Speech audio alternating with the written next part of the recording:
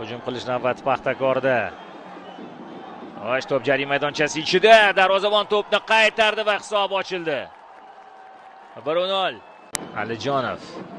Alijonov. Voy, Hoji Akbar. Lekin baribir Hoji Akbar qarang. Bunisidan ham qoyil.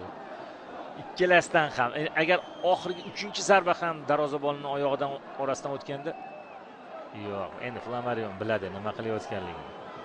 Va yana to'p Paxtakor jamoasi a'zolarida ketdi Hoji Akbar zarba. Darvoza bo'sh.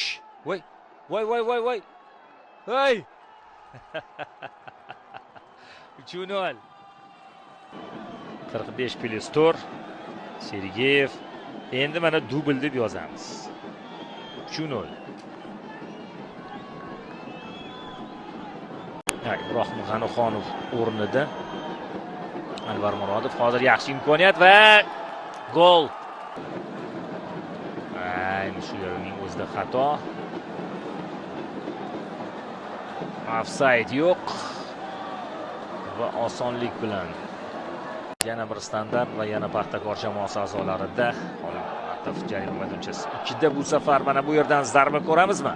Zarba, rikoshet, gol.